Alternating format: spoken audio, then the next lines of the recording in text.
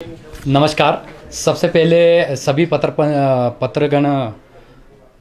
बंधुओं का स्वागत है। और आज की जो हमारी पत्रकार वार्ता जिस विषय को लेके हो रही है उसके बारे में मैं बताना चाहूँगा कि जो अग्निवीर योजना है ये मतलब सीधा सीधा हिमाचल प्रदेश के युवाओं के साथ ही नहीं, केवल पूरे हिंदुस्तान के लोगों के साथ ये एक छलावा है।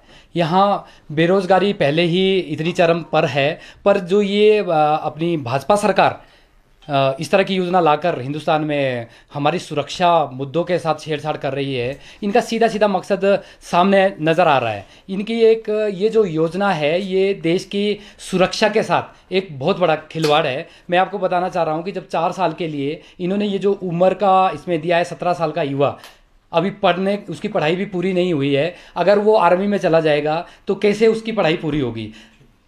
17 साल के बाद ये बता रहे कि 4 साल के बाद वो रिटायर भी हो जाएगा। 21 साल की उम्र में जब वो वापस आएगा, पहला तो प्रश्न मेरा ये है सरकार से कि वो अपनी पढ़ाई पूरी कैसे करेगा, किस तरीके से कर पाएगा। दूसरी बड़ी बात यह है कि जो युवा हिमाचल प्रदेश की मैं इसलिए खास करके बात कर रहा हूं कि अगर 2017 से 2019 में 10 लाख लोगों के ऊपर बात की जाए तो सबसे ज़्यादा जो युवा भर्ती होते हैं वो हिमाचल प्रदेश सबसे ज़्यादा आर्मी के लिए पर्सन देने वाला है। ये मैं आपके माध्यम से, प्रेस के माध्यम से बताना चाहता हूँ इस सरकार को कि ये इस तरीके का जो छलावा किया जा रहा है इसको बंद किया जाए और जितना जल्दी हो सके ये वापस लिया जाए। देश के अंदर इस तरह की जो घटनाएं हो रही है, जो आगजनी याद फैली है, इसके लिए पूरी तरह से मैं ये बात बोलता हूँ कि सरकार ही जिम्मेवार है। ये जितना जल्दी ये वापस ले ले निर्णय उतना सही होगा देश के लिए भी और देश के बेरोजगार युवाओं के लिए भी। आम आदमी पार्टी हिमाचल प्रदेश के अंदर बेरोजगारों के साथ कंधे से कंधा मिलाकर है, साथ ही जो एक्स आर्मी मैन है उनके साथ भी है, क्योंकि इसमें जो हमारे एक्स आर्मी मैन है और जो युवा है वो इस चीज़ से उनकी भावनाएं आहत हुई है। तो देखिए आप कि अगर इस तरीके का खिलवाड़ ये देश के अंदर बर्दाश्त नहीं किया जाएगा। आम आदमी पार्टी इसमें पूरा समर्थन करती है, युवाओं के साथ खड़ी है और हम चाहते हैं कि जो देशभक्ति का जो ये पाठ पढ़ाने वाले भाजपा के जो फर्जी लोग हैं, हम उनको एक असली राष्ट्रवाद की परिभाषा देना चाहते हैं कि अगर आप इससे पहले भी समय समय पर ये आरोप लगते रहे कि ईडी, सीबीआई और सीआईडी जैसी जांच एजेंसियां तो आपकी कठपुतलियां बन चुकी है, आप चाहते हो कि सेना को भी आप अपनी कठपुतलियां बनाएंगे, ये हम लोग कतई भी बर्दाश्त नहीं करेंगे। आम आदमी पार्टी इसका पुरजोर विरोध करेगी और तब तक करती रहेगी जब तक कि इसके बारे में इस योजना को वापस ना लिया जाए। तो ये बहुत सारी चीज़ें हैं जो बताने वाली है। मेरे साथ हमारे रक्षक विंग के अध्यक्ष कर्नल पठानिया है, तो मैं चाहता हूं कि वो भी इसके बारे में थोड़ा सा बताएं आपको। पिछले कल 12 जिलों के बीच में इसके जो नई स्कीम जो आई है इसके विरुद्ध प्रदर्शन हुए हैं, खास करके कांगड़ा में, धर्मशाला में, पालमपुर में। मैं इसके लिए ऑर्गेनाइज करने के लिए उस इलाके में जिम्मेवार था, क्योंकि एक्स सर्विसमैन का मैं वैसे चेयरमैन हूं और रक्षक विंग का मैं स्टेट का प्रेसिडेंट हूं आम आदमी पार्टी का। रक्षक विंग, जिसको हम रक्षक विंग कह रहे हैं, वो दूसरी पार्टियां जो हैं वो उसको सैनिक प्रकोष्ठ कहती हैं। तो ये इसके अधीन army, air force, navy, paramilitary forces, CRPF, BSF and your border road organisation और पुलिस के जितने भी अधिकारी हिमाचल प्रदेश के हैं वो सारे के सारे रक्षक विंग में आते हैं, जिनकी स्ट्रेंथ कम से कम 3 लाख है। ये सब के सब ज़्यादा से ज़्यादा लोगों ने कल पार्टिसिपेशन किया है और ख़ास करके हम आर्मी वाले जो हैं इसमें ज़्यादा अफेक्टेड हैं, क्योंकि हमारे बच्चे जो हैं आर्मी में ज़्यादा जाते हैं और उनका कोटा 2 साल से जो है इन्होंने व्यर्थ कर दिया। सर ने अभी बताया आपको कि 2 साल की आयु अभी बढ़ा रहे हैं, प्रेशर के नीचे हैं, इन्होंने बार बार गलती करनी है, जैसे किसान की है, जैसे अभी ये भी करेंगे, पर इनको बाद में ये काला कानून जो है वो वापस लेना पड़ेगा। जी बिल्कुल मैं इसके बारे में बताना चाहूँगा कि इसमें सरकार को झुकना पड़ेगा। जिस तरीके से किसानों के आंदोलन को जो काले कानून थे वो वापस लेने पड़े, उसी तरीके से ये कानून भी वापस लेना पड़ेगा। ये राजनीतिकरण जो सेना का ये कर रहे हैं वो कतई भी बर्दाश्त नहीं किया जाएगा। अभी तो सिर्फ ये अग्निवीर आए हैं, अगर इसको हमने बर्दाश्त कर लिया, इस तरह के गलत निर्णय जो सरकार के अगर इसको हमने बर्दाश्त कर लिया, आज हमारे प्रदेश या देश की जनता ने इसको बर्दाश्त कर लिया, तो आने वाले टाइम में वो दिन दूर नहीं जब आपको शिक्षक वीर भी मिलेंगे, आपको डॉक्टर वीर भी मिलेंगे, इसी तरीके से आईएएस और एचएस वीर भी मिलेंगे। सबको ये कॉन्ट्रैक्ट में करवाने वाले हैं, हर जगह में राजनीति घुसाने वाले हैं। हर तरीके से इस देश की जो अखंडता है, समानता है, उन सब चीज़ों को, ट्रांसपेरेंसी को, ये सब चीज़ें खत्म करना चाहते हैं और धीरे धीरे मोनोपोली करके देश को एक आग और इसकी आगजनी की ओर धकेलने का ये काम देश की सरकार कर रही है। तो आप पत्रकार बंधुओं के माध्यम से, आपके चैनल के माध्यम से मैं ये बात सेंट्रल गवर्नमेंट को जताना चाहता हूं कि आप जितनी जल्दी ये निर्णय वापस लेंगे उतना अच्छा होगा देश के लिए भी और आपके लिए भी। इसी के साथ ही बहुत बहुत धन्यवाद। अगर यदि कोई प्रश्न है आपका तो पूछ सकते हैं। देश में हिंसा हो रही है इसके नाम पे, अग्निपथ के नाम पे, उसको आप, उस पे आपका क्या व्यू पॉइंट है हिंसा पे? देखिए, जो ये हिंसा हो रही है इसके लिए सिर्फ और सिर्फ ये देश का जो कानून बनाने, काला कानून बनाने वाली सरकार है, ये जिम्मेवार है। ये कानून ही क्यों ऐसे लेके आते हैं जो जन विरोधी होते हैं। इन्होंने किसानों के कानून लेके आए, उसमें 1100 के करीब लोगों की हत्याएं हुई है, तो उसका जिम्मेदार कौन है? उसकी यही सरकार है जिसने वो काले कानून लाए हैं। तो ये ठगने का काम करते हैं ये सरकार, और कुछ नहीं है, देश के लोगों के साथ छलावा कर रही है। और ये आगजनी घटनाएं जितनी भी हो रही है इसके लिए मैं ये पूरे जिम्मेदारी के साथ बोल रहा हूँ कि ये भाजपा सरकार ही इसके लिए जिम्मेदार है।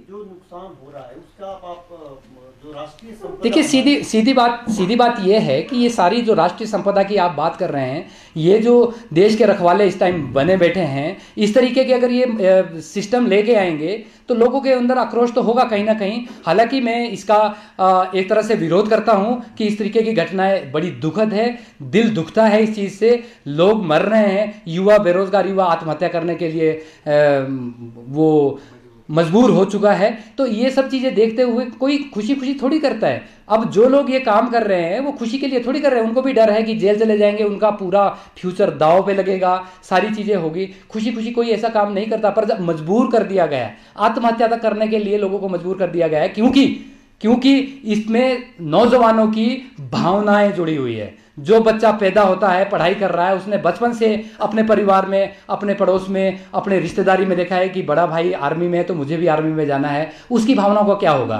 ठीक है, लेकिन जी, जो उसका विरोध का तरीका है वो तो लोकतांत्रिक हो सकता है। सवाल ये, ठीक है, आलोचना करो, सरकार की नीतियों की आलोचना करो, लेकिन देखिए, अब फिर से यही बात उठ रही है कि अगर आलोचना करनी है और विरोध करना है, बात से मैं सहमत हूं आपकी, पर इसके लिए भी तो लाचारी हमारी सरकार की है, ये हमारे प्रशासन ही इसके लिए जिम्मेदार है। वो क्यों नहीं कर पा रहा है? कोई अगर आदमी ऐसा कुछ कर रहा है या इस तरीके की कोई आगजनी घटनाएं हमारे देश के अंदर हो रही है या जैसे ट्रेन वगैरह जलाई जा रही है, तो उसके लिए प्रशासन कहाँ सोया पड़ा है? इस टाइम कौन है?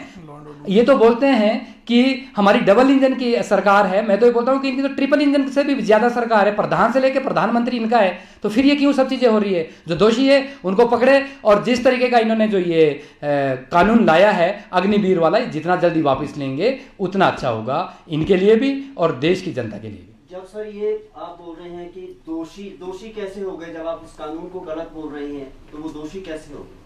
मैं समझा नहीं आपकी बात है। आपने बोला ना जो दोषी है उनको पकड़ा जाए। देखिए, वही चीजें है ना। अब ये आपका विरोध करने का लोकतांत्रिक तरीका होना चाहिए, इस चीज़ को हम लोग समर्थन देते हैं। अगर इस तरह की कोई आगजनी घटना कोई शरारती तत्व कोई कर रहा है या कुछ और प्रॉपर्टी को नुकसान दे रहा है तो इसको उनको पकड़ें।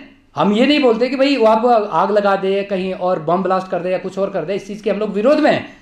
पर बात यह है कि हमारा प्रशासन क्या कर रहा है, सरकार का लॉ एंड ऑर्डर कहाँ पे है, कहाँ पे सोई हुई है सरकार। और अगर यदि आपने इतना गलत निर्णय दे दिया और आपको लग रहा है कि देश के अंदर ये नुकसान हो रहा है तो उसके लिए भी तो सरकार ही जिम्मेवार है। सर, मेरा एक क्वेश्चन है कि सैनिक स्कूल्स को प्राइवेट ऑर्गेनाइजेशन को देना कहाँ तक, सर आपसे क्वेश्चन। एक सेकंड, सैनिक स्कूल को मैं इसके बारे में मैं आपको इसके बारे में बताता हूँ। प्राइवेट इन्होंने क्या नहीं किया। भाजपा की सरकार से मेरा प्रश्न है और आपके माध्यम से मैं बताना चाहता हूं कि कौन सी ऐसी चीज है जो इन्होंने सरकारी छोड़ी है, बताइए आप मुझे। आप तो सैनिक स्कूल की बात कर रहे हो, इन्होंने सब चीजें BSNL को बेच दिया, इन्होंने रेलवे को बेच दिया, इन्होंने लाल किले को बेच दिया, इन्होंने कोल को बेच दिया। कौन सा ऐसा डिपार्टमेंट बचा है? सारी नौकरियां इन्होंने प्राइवेट कर दी है। अब भी आप बोल रहे किसी ने की, तो इनके लिए एक छोटा सा काम है। ये तो चाहते हैं कि आने वाले टाइम में सरकार भी प्राइवेट ही चलाएंगे। इनके हाथ में अगर इनका बस चला इसी तरीके से तो आने वाले टाइम में आपको मिलेगा कि हमारी सरकार ही प्राइवेट है, प्राइवेट एजेंसियों के हाथ में। वैसे तो इनडायरेक्ट वे में तो है, पर डायरेक्ट वे में देखोगे आप कुछ दिनों बाद अगर इस तरीके से चलता रहा तो। क्या आपको मालूम है कि 21 स्कूल अभी सरकार ने अप्रूव किए हैं, सैनिक स्कूल जो प्राइवेट ऑर्गेनाइजेशन को दिए गए हैं, जिसमें हिमाचल का भी है? क्या आपकी नॉलेज में है ये हमारे नॉलेज में है, ये हमारे नॉलेज में है, क्योंकि ये सैनिक स्कूल की डिमांड जो है इन्होंने जो डिस्ट्रिक्ट लेवल तक, पहले एक एक था, अभी डिस्ट्रिक्ट के बीच में दो दो करना शुरू कर दिए हैं इन्होंने। उस तरीके से सरकार ने ये सैनिक स्कूल चलाए हैं, मगर उसको प्राइवेट एजेंसीज हैंडल करेंगी। वो उनकी अपनी समझ है कि क्यों दिए, इसके बीच में कारण आप इसको अपोज करते हैं कि ये चलने चाहिए प्राइवेट ऑर्गेनाइजेशन? देखिए, जहाँ तक एजुकेशन का मतलब है, अगर प्राइवेट एजुकेशन जो है वो हमारे बच्चों को, जो हमारे 7वीं कक्षा से बच्चे स्टैंडर्ड में जाते हैं वहाँ पे, अगर उनके साथ में ये वही प्राइवेट यूनिवर्सिटी का बिजनेस ना करें तो ठीक है, मगर प्राइवेट यूनिवर्सिटी का जैसे इन्होंने डिग्री बेची है, 12 करोड़ रुपए की डिग्री बेची है इन्होंने, उस तरीका का अगर बिजनेस करेंगे तो ये सैनिक स्कूल के हम बरखिलाफ हैं।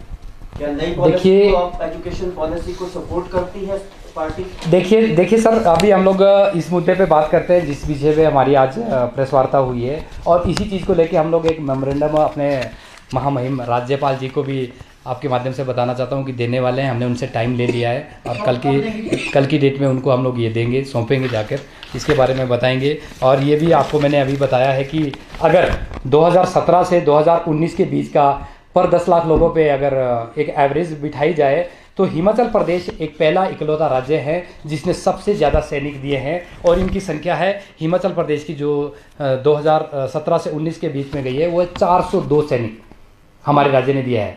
तो मतलब ये देखिए कि हिमाचल के जो युवाओं के साथ जो ये खिलवाड़ है, ये बिल्कुल बर्दाश्त नहीं किया जाएगा। और मैं आपके माध्यम से ये भी बताना चाहता हूँ कि हिमाचल प्रदेश के युवाओं को कि आपकी जो मांग है वो बिल्कुल जायज़ है और हम आपके साथ हैं। धन्यवाद। कर्नल साहब से मेरा क्वेश्चन है, मैं ऐसे करता हूँ, साल में कितने फौजी रिटायर होके आते हैं? एक मिनट, ये अलग से बाइट ले लीजिए। ये अभी इसका हिस्सा नहीं है, मैं आपको बड़ी यूजफुल चीज़ बताता हूँ, मगर इसको इसके साथ में मत जोड़िएगा। जी धन्यवाद।